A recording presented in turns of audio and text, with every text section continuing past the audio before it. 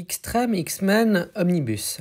Panini Comics a annoncé la sortie d'un omnibus de 888 pages pour la série Extreme X-Men qui contiendra les épisodes de Uncanny X-Men 389, X-Men 109 et la série X-Men de 2001 du numéro 1 à 24, plus d'autres épisodes.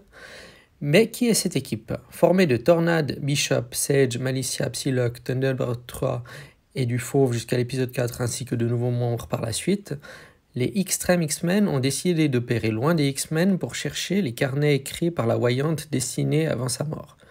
Écrit et créé par Chris Claremont, Salvador Larroca dessina les 20 premiers épisodes avant qu'Igor Cordy ne lui succède, qui continua toutefois à dessiner les couvertures jusqu'à la fin de la série.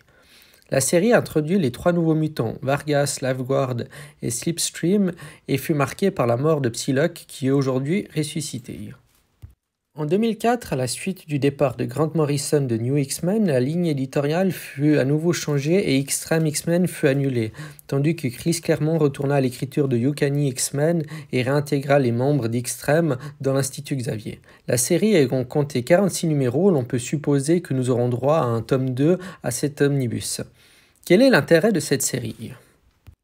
En 2001, alors qu'il était chargé de l'écriture du scénario des 2 séries X-Men et Uncanny X-Men, Chris Claremont fut retiré des 2 titres par la décision éditoriale de Joe Quesada. À la suite de protestations des fans et de l'auteur lui-même, on lui proposa de créer un 3e titre dont Chris Claremont aurait la charge, ainsi naquit Extreme X-Men. Mais pour ceux qui ne connaissent pas encore très bien l'univers des X-Men, il faut savoir que les années 80 ont vu apparaître de nouvelles séries avec la série Les Nouveaux Mutants ou X-Factor. Mais c'est les années 90 qui marquent vraiment l'explosion des séries déviées de Uncanny X-Men avec X-Men, Cable, Wolverine, Génération X et j'en passe. Du coup, les années 2000 continuent ce cycle avec Extreme X-Men qui en résulte des fans qui en veulent toujours plus au final. Comme vous l'avez vu dans la vidéo, je possède déjà un comics format kiosque de cette série, ce qui m'a permis de vous donner un meilleur aperçu des dessins et des personnages. Voilà, si tu as aimé la vidéo, n'hésite pas à la partager, à liker et à t'abonner pour plus de présentations.